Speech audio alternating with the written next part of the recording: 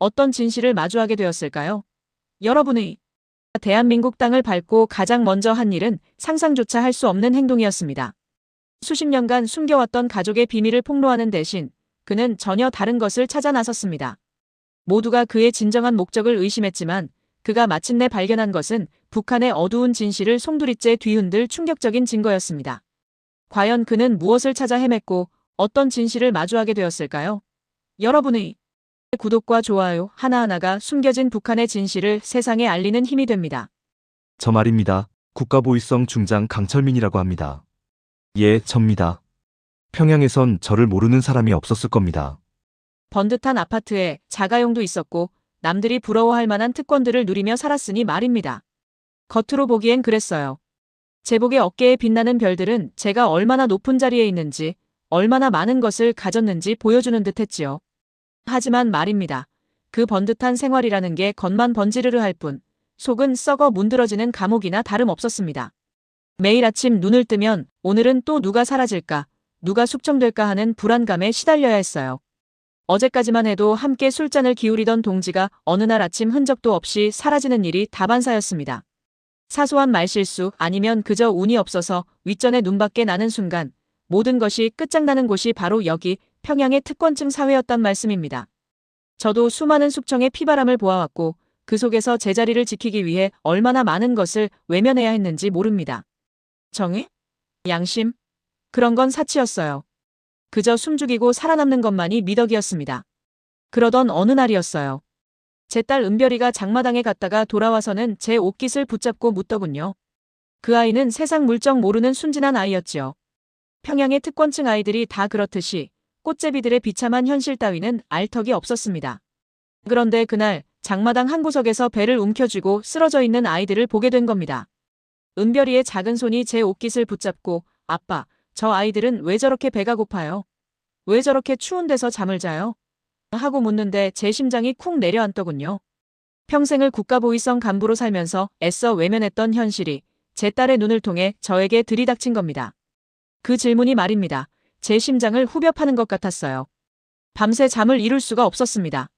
번듯한 제 아파트 창밖으로 보이는 어둠 속 평양의 불빛들이 마치 저를 조롱하는 듯 느껴졌습니다. 그렇게 괴로운 나날을 보내던 중 정말 믿었던 동료 박철수 동무에게 비극이 닥쳤습니다. 그 양반은 정말 성실하고 고든 사람이었습니다. 저와 오랜 세월 함께 일하며 서로의 등 뒤를 지켜주던 사이였지요. 그런데 어느 날 사소한 트집 하나 잡혀서 보위부에 끌려갔어요. 며칠 뒤에 들려온 소식은 그 동무가 비참하게 죽었다는 것이었습니다. 쥐도 새도 모르게 사라진 겁니다. 그때 깨달았어요. 아, 여기서는 그 누구도 안전하지 않구나. 저도 제 가족도 언제든 저렇게 될 수 있겠구나 하고요. 제 딸 은별이가 더 이상 그런 비극적인 현실을 목격하게 하고 싶지 않았습니다. 사랑하는 아내 순영과 은별이를 위해서 이 지옥 같은 땅을 벗어나야겠다고 결심했어요. 그게 바로 제가 죽음을 무릅쓰고 탈북을 결심하게 된 계기입니다. 아시겠습니까? 그때는 정말 하루하루가 살얼음판 위를 걷는 심정이었습니다. 제가 무슨 일을 하는 사람인지 보위부 중장이라는 높은 자리에 있으면서도 제 가족의 목숨 하나 지킬 수 없다는 사실이 저를 짓눌렀지요. 김정은 동지의 숙청 공포는 특권층이라고 해서 예외가 아니었습니다. 오히려 더 잔인했지요. 제 동료가 눈 깜짝할 사이에 사라지는 것을 보고 나니 더 이상 미룰 수가 없더군요. 탈북을 결심하고 나니 머릿속은 온통 계획으로 가득 찼습니다. 가장 먼저 해야 할 일은 가족들을 평양에서 멀리 보위부의 감시가 덜한 국경지역으로 옮기는 것이었지요. 함경북도 접경지역에 제 처 순영이의 외가가 있었어요. 그곳이라면 일단 눈에 띄지 않고 숨어들 수 있을 거라 생각했습니다. 하지만 평양의 고위 간부 가족이 갑자기 시골로 내려가는 건 그 자체로 의심을 살 수 있는 일이었습니다. 며칠 밤낮을 고민하다가 결국 병을 핑계로 삼기로 했습니다. 순영이가 평소 몸이 약했으니까 요양을 간다는 명목으로 외가에 머무는 것이 가장 자연스럽겠다 싶었지요. 은별이도 엄마를 따라 나서는 것으로 꾸몄습니다. 이 모든 것이 보위부 요원들의 눈에 띄지 않게 물 흐르듯이 자연스럽게 진행되어야 했습니다. 단 한 번의 실수라도 발각되면 우리 가족은 그 자리에서 총살이거나 정치범 수용소로 끌려갈 게 뻔했어요. 아시겠습니까?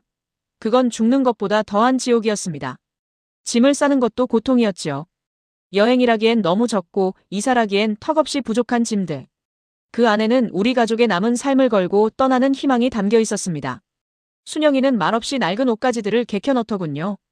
제가 이것저것 필요한 것 다 챙기시오 해도 그녀는 그저 한숨만 쉬었을 뿐입니다. 우리 모두 알고 있었어요. 떠나면 다시는 돌아오지 못한다는 것을요. 기차표를 구하는 일부터 쉽지 않았습니다. 중장이라는 신분을 이용하면 되겠지만 그랬다간 오히려 주목을 받을 테지요. 저는 제 직위와는 상관없는 일반 주민들이 쓰는 표를 어렵게 구했습니다. 평양역은 언제나 사람들로 북적였고 그 속에서 우리는 최대한 평범하게 보이려 애썼습니다. 제 얼굴은 아는 사람이 많았기에 모자를 깊이 눌러쓰고 처와 딸아이 뒤에 숨듯이 걸었지요. 혹시라도 아는 사람과 눈이라도 마주칠까봐 심장이 쿵쾅거려 귀까지 울렸습니다. 기차에 올라타니 낡고 삐걱거리는 좌석이 우리를 맞았습니다. 창밖으로는 잿빛 건물들이 스쳐 지나가고 점점 도시의 불빛은 희미해졌습니다. 평양을 벗어나 북쪽으로 향할수록 세상은 더욱 척박해졌습니다. 얼어붙은 논밭, 앙상한 나무들, 그리고 듬성듬성 보이는 초라한 집들이 끝없이 이어졌지요. 기차 안은 차가운 바람이 새어들어와 옷깃을 여미게 했습니다. 간혹 보위부원들이 불시에 검열을 하는 경우도 있었지만 다행히 우리 칸으로는 오지 않더군요. 아마도 제가 너무 평범한 차림을 하고 있어서 그랬을 겁니다. 은별이는 제 무릎에 기대어 잠이 들었습니다. 이 어린 것이 영문도 모른 채 저와 순영이의 불안감을 온몸으로 느끼고 있는 것 같아 가슴이 미어졌습니다. 순영이는 창밖을 멍하니 바라보고 있었는데 그 눈빛 속에는 체념과 두려움이 뒤섞여 있었습니다. 저는 그녀의 손을 꼭 잡았습니다. 차가운 손이었지만 그 손에서 느껴지는 온기만큼은 제게 큰 위로가 되었지요. 기차가 덜컹거리며 정차할 때마다 제 심장은 다시 뛰기 시작했습니다. 여기가 어디지? 혹시 누가 우리를 보고 있지는 않을까? 수많은 질문들이 머릿속을 스쳐 지나갔습니다. 창밖으로 보이는 어둠과 사람들의 그림자 속에서 우리는 마치 유령처럼 떠다니는 기분이었어요. 함경북도에 거의 다다랐을 때쯤 기차는 외딴 역에 멈춰 섰습니다. 이제부터가 진짜 시작이라는 듯 차가운 밤 공기가 우리를 감쌌습니다. 저희 가족은 그날 밤 얼음장 같은 바람이 뼈를 깎는 듯한 두만 강가에 도착했답니다. 해발이 높아서 그런지 평양과는 또 다른 혹독한 추위였어요. 온몸이 찢어지는 것 같았지요. 숨을 쉴 때마다 하얀 입김이 얼음처럼 맺혔답니다. 멀리 강 건너 중국 땅은 어둠 속에 잠겨 있었고 저희가 서 있는 이쪽은 오직 회색빛 눈밭과 얼어붙은 강물뿐이었어요.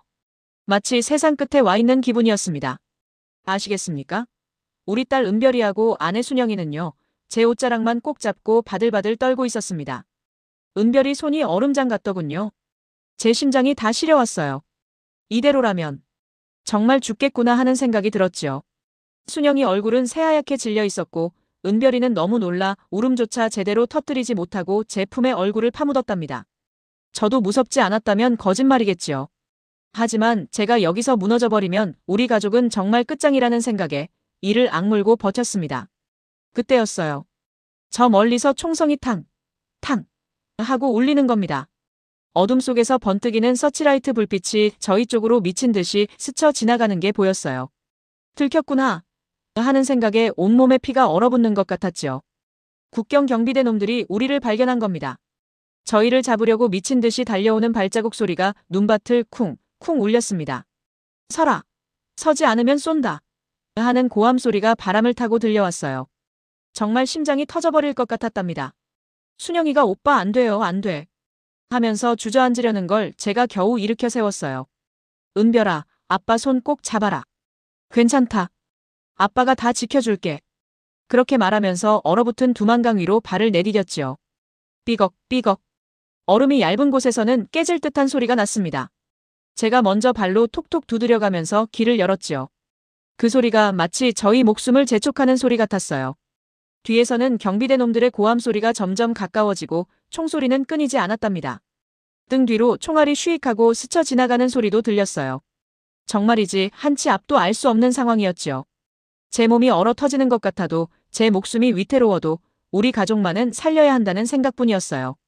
은별이가 넘어질까봐 제 품에 꼭 안고 순영이 손은 제가 놓지 않고 꼭 잡았지요. 차가운 얼음 위를 걷는 게 아니라 마치 유리 조각 위를 걷는 기분이었습니다. 얼음이 깨져서 발이라도 빠지면 그대로 끝장이었으니까요.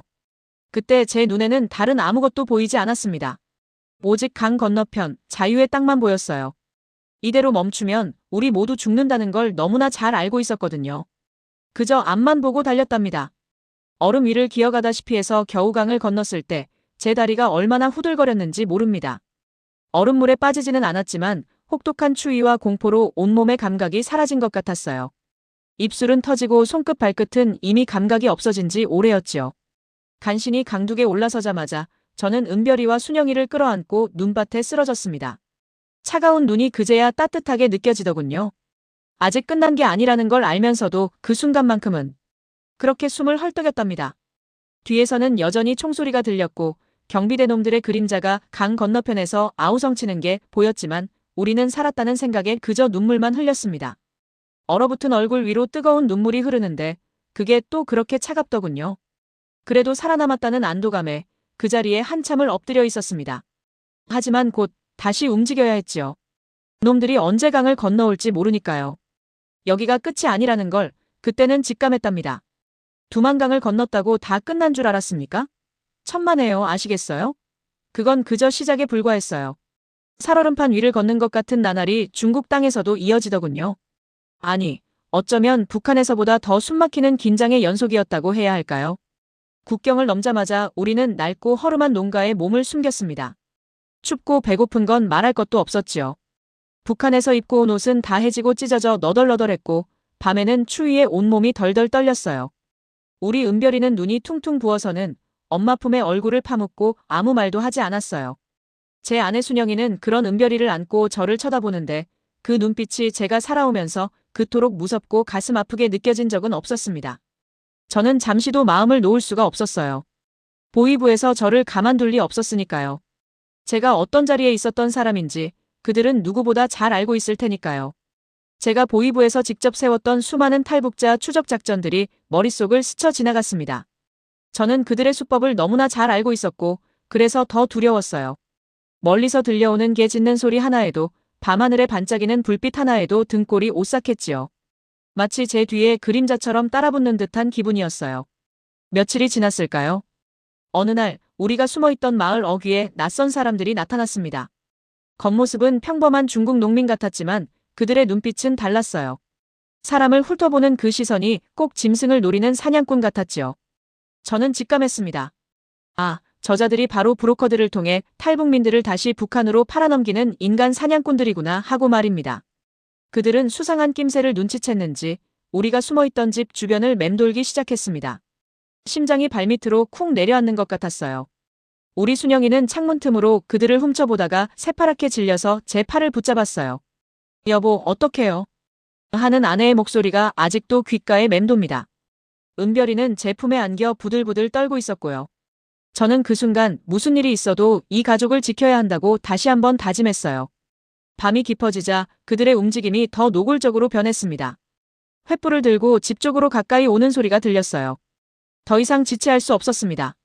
저는 아내와 은별이를 이끌고 밤의 어둠 속으로 다시 몸을 던졌어요. 차가운 바람이 볼을 때렸지만 그 순간만큼은 추위도 느껴지지 않았습니다. 오직 잡히면 끝이라는 생각뿐이었지요. 우리는 개 짖는 소리, 사람들의 고함 소리를 뒤로하고 정신없이 내달렸습니다. 가시덤불에 옷이 찢기고 몸에 상처가 나도 아픈 줄도 몰랐습니다. 그저 앞으로 나아갈 뿐이었어요. 그 인간 사냥꾼들의 소나귀에서 벗어나기 위해 발버둥 쳤습니다. 그렇게 우리는 또다시 낯선 길 위로 내던져졌습니다. 어디로 가야 할지, 어디가 안전한지 아무것도 모른 채 말이에요. 두만강을 넘어 중국 땅에 발을 디뎠을 때 솔직히 한숨 돌릴 수 있을 줄 알았습니다. 하지만 그건 저의 크나큰 착각이었지요. 지옥은 그저 형태를 바꿀 뿐이었으니 말입니다. 저희를 도와주겠다고 나선 브로커는 처음엔 그저 믿음직해 보였습니다. 조선족이었는데 어찌나 말을 잘하고 저희 사정을 잘 알아주던지 고향 잃은 저희에게 따뜻한 말 한마디 건네는 것이 그리도 고마웠던 때였습니다. 며칠간 그가 정해준 허름한 은신처에서 숨죽이며 지냈지요. 은별이는 늘 불안한 눈빛으로 벽만 바라봤고 순영이는 제 손을 꼭 잡고 밤새 잠 못 이루는 날이 많았습니다. 퀴퀴한 곰팡이 냄새가 진동하는 방에서 우리는 그저 다음 날이 오기를 기다렸지요. 그러던 어느 날 밤이었습니다. 우리가 숨어있던 곳으로 들이닥친 중국 공안들의 모습에 제 심장은 그대로 얼어붙는 줄 알았습니다. 그들의 눈빛에서 저는 직감했지요. 이건 단순한 단속이 아니라는 것을요. 문이 활짝 열리며 들어서는 공안들 뒤로 그 브로커 놈이 서 있더군요. 제게 선생님 잘 지내시지요? 하며 웃던 그 얼굴이 순식간에 차갑게 변해 있었습니다. 아시겠습니까? 뒤통수를 제대로 맞은 것이지요. 순영이는 은별이를 품에 안고 벌벌 떨었고 은별이는 엄마의 옷자락을 꽉 쥐고 울음을 참으려 애쓰더군요. 저는 순간 정신이 번쩍 들었습니다. 보위부에서 수십 년을 일한 저 아닙니까? 놈들이 어떻게 움직이는지, 어떤 식으로 함정을 파는지 그 수법을 제가 모를 리 없었지요. 브로커놈은 저희를 중국 공안에 넘기고 돈을 챙기려 한 것이 분명했습니다. 저는 공안들을 향해 당당하게 걸어나갔습니다. 제 표정은 차갑게 굳어 있었지요. 이보시오, 당신들. 내가 누군지 알고 이러는 것이요. 내가 여기 온 것은 단순히 도망친 것이 아니요. 우리 원수님의 특명을 받고 비밀리에 움직이는 중이요. 만약 나를 건드린다면 당신들 목숨도 장담 못할 것이요. 제가 과거 보위부 중장이라는 것을 넌지시 비치면서 그들의 상부에 부담을 주는 척했지요. 그들 눈에는 제가 그저 평범한 탈북민으로 보이지 않았을 테니까요. 제 말투와 기세에서 뭔가 심상치 않은 것을 느꼈을 겁니다. 동시에 제 머릿속으로는 필사적인 셈법이 돌아갔습니다. 이대로 잡히면 끝장이다. 중국 공안에 넘겨지면 바로 북송될 것이고 그러면 가족 모두가 정치범 수용소로 끌려갈 테지요. 그때 제 머릿속을 스친 건 과거 제가 관리했던 인맥 중 하나였습니다. 중국 내에서 암암리에 활동하던 조선족 출신의 정보원이었지요. 그에게는 제가 만약을 대비해 건네줬던 비상 연락망이 있었습니다. 한 번도 사용하지 않기를 바랐던 최후의 도박이었지요. 저는 공안들이 잠시 주춤하는 사이 곁눈질로 낡은 벽시계를 확인하고는 주머니 속 깊이 숨겨두었던 위성전화를 만졌습니다. 미리 암호화된 짧은 메시지를 보낼 시간이었지요. 이건 정말이지 제 인생의 마지막 도박이었습니다. 제가 보위부에서 쌓은 모든 경험과 인맥을 한순간에 쏟아부어야만 하는 그런 절체절명의 순간이었지요. 제가 보낸 메시지는 단 2글자였습니다. 위기. 그리고 저의 고유 식별번호. 공안들은 제 기세에 눌린 듯 잠시 주춤하더군요. 자신들이 건드린 사람이 단순한 탈북민이 아닐 수도 있다는 불안감에 휩싸인 것 같았습니다. 그 틈을 타 저는 가족을 이끌고 그 자리를 벗어날 수 있었습니다. 밤의 어둠 속으로 다시 녹아들었지요. 하지만 마음은 더욱 무거워졌습니다. 믿었던 사람에게 배신당했다는 사실이 우리를 더 깊은 나락으로 밀어넣은 것 같았으니까요. 언제 또다시 덫에 걸릴지 모르는 그림자 같은 삶이 다시 시작되었습니다. 저희가 마침내 이 땅에 발을 디딘 순간 말입니다. 아시겠습니까? 그 순간은 뭐랄까 꿈만 같았습니다. 비행기에서 내리는데 흙냄새도 공기도 다르게 느껴지는 거 있지요. 온몸의 긴장이 탁 풀리면서 그제야 아내 순영이도 은별이도 저도 왈칵 눈물을 쏟았지 뭡니까. 그동안 숨죽여 오던 세월이 죽음의 고비를 넘겨온 모든 순간들이 주마등처럼 스쳐가더군요. 자유의 공기라는 게 이런 거구나 싶었습니다. 숨쉬는 것 자체가 고마운 일이라는 걸 태어나서 처음으로 깨달았어요. 그런데 말입니다. 이 가슴속 한 구석은 여전히 시리고 아프더군요. 고향에 두고 온 친척들, 그리고 저희 때문에 위험에 처했을지도 모르는 사람들을 생각하면 마음이 편치 않았습니다. 김정은 그놈이 저희를 가만둘 리 없다는 건 너무나 잘 아는 사실 아닙니까? 보복의 칼날이 언제 저희를 향해 날아올지 모른다는 불안감이 그림자처럼 따라붙었어요. 은별이는 제 손을 꼭 잡고 주위를 둘러보더군요. 눈에는 신기함과 함께 아직은 낯선 세상에 대한 경계심이 서려 있었습니다. 아이는 자유를 향한 갈망으로 여기까지 왔지만 그 대가로 잃어버린 친구들과 학창시절의 아픔도 함께 안고 온 것이지요. 순영이는 말없이 제 어깨에 기대더군요. 긴 여정 내내 굳건했던 아내였지만 그 눈빛 속에는 이루 말할 수 없는 회한과 동시에 새로운 시작에 대한 희미한 희망이 엿보였습니다. 저희는 이제 시작이라고 생각했습니다. 목숨 걸고 넘어온 이 땅에서 그저 편안하게 사는 것만이 목표는 아니었습니다. 저희가 겪은 이 모든 고난을, 북한 주민들이 겪는 비참한 현실을 세상에 알려야 한다는 책임감이 저를 짓눌렀습니다. 그게 제가 그리고 저희 가족이 자유를 찾아온 진정한 이유라고 저는 믿었습니다. 하지만 그 길이 또 얼마나 험난할지는 아무도 모르는 일 아닙니까? 어쩌면 또 다른 전쟁의 시작일지도 모른다는 생각에 저는 주먹을 꽉 쥐었습니다. 새로운 삶에 대한 기대, 그리고 과거의 그림자가 교차하는 순간이었습니다. 이제 저희는 그 진실을 이야기할 준비를 해야 했습니다. 여기 남조선 땅에 와서도 마음 편할 날은 없더군요. 김정은이는 저를 배신자라 부르며 격노했고 북조선 보위부 놈들은 여전히 저희 가족을 위협했어요. 남조선에 와서도 낯선 사람들이 주위를 맴도는 것 같아 밤이면 잠을 설치곤 했어요. 텔레비전이나 신문에 저희 얼굴이 나갈 때마다 아내 순영이나 은별이는 불안해하는 기색이 역력했지요. 그래도 저희는 말해야 한다고 생각했어요. 이 땅에 오기까지 겪었던 그 모진 고생들, 두만강 찬물에 발을 담그고 도망치던 그날의 얼음장 같은 기억, 중국에서 매 순간 인간 사냥꾼들에게 붙잡힐까봐 가슴 졸이던 그 지옥 같은 나날들, 다 말해야 한다고요. 무엇보다 북조선에 남아 고통받는 우리 동포들의 진실을 알려야 한다고 믿었지요. 저는 기자회견장 연단에 섰을 때 다리가 후들거렸어요. 북조선에서라면 상상도 못할 일 아니겠습니까? 제가 북조선 보위성 중장으로 있을 때 그 어떤 고위 간부라도 김정은 동지의 심기를 거스르면 하루아침에 숙청당하고 가족까지 풍비박산 나는 걸 수없이 봐왔거든요. 그런 제가 이제 와서 김정은 정권을 비판하고 북조선 인권의 참상을 고발하다니 꿈같은 이야기였지요. 마이크를 잡으니 제 목소리가 떨리는 게 느껴졌어요. 하지만 제 옆에 앉은 아내 순영과 딸 은별이를 보니 용기가 나더군요. 은별이가 처음 꽃제비를 보고 제게 물었던 그 질문. 아바이, 저 아이들은 왜 밥을 못 먹어요? 그 순수한 질문이 제 탈북을 결심하게 만들었으니 말입니다. 저는 그 질문에 대한 답을 이제야 제대로 하고 싶었어요. 저희는 조용하지만 단호하게 저희가 겪었던 일들을 말하기 시작했어요.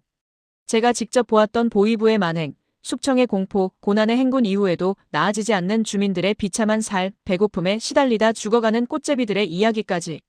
북조선에서는 감히 입 밖으로 꺼낼 수도 없던 이야기들이 제 입에서 술술 흘러나왔어요. 기자들이 빽빽하게 앉아 제 말을 받아 적고 카메라 플래시가 터지는 순간마다 제 심장이 쿵쾅거렸지만 저는 멈출 수 없었어요. 저는 북조선에서 특권층으로 살았습니다. 부족함 없이 살았지요. 하지만 제 눈앞에서 펼쳐지는 참혹한 현실은 저를 잠 못 들게 했습니다. 제 딸 은별이의 눈에 비친 꽃제비들의 모습은 제 마음을 갈기갈기 찢어놓았습니다. 그 아이들에게 왜 밥을 주지 못하는지, 왜 그 아이들이 죽어가는지 저는 더 이상 침묵할 수 없었습니다. 제 이야기가 끝나자 아내 순영이가 마이크를 잡았어요. 순영이는 탈북 과정에 긴박했던 순간들을 담담하게 이야기했어요. 두만강을 건널 때의 추위와 공포, 중국에서 겪었던 감시와 위협, 그리고 남조선에 도착해서 느꼈던 안도감과 자유에 대한 갈망까지.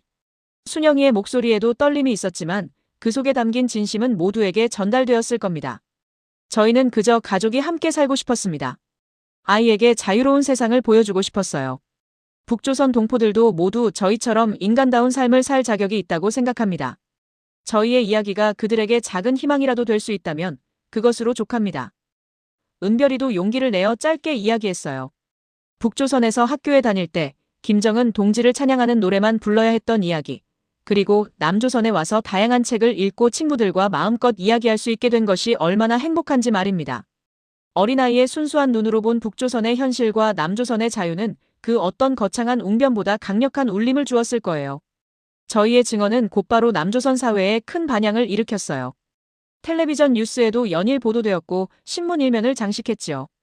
어떤 사람들은 저희를 두고 용감하다고 칭송했지만 또 어떤 이들은 보복이 두렵지 않으냐며 걱정하기도 했어요. 하지만 저희는 후회하지 않았습니다. 저희의 말이 북조선 어딘가에서 고통받는 사람들에게 한 줄기 빛이 될 수 있다면 저희의 모든 고생은 헛되지 않았다고 생각했어요. 저희의 이야기가 북조선 동포들에게도 전해져서 그들도 언젠가 저희처럼 자유를 찾아 용기를 낼 수 있기를 간절히 바랐습니다. 저희는 이제 시작이라고 생각했습니다. 아직 저희가 해야 할 이야기가 많이 남아있으니까요.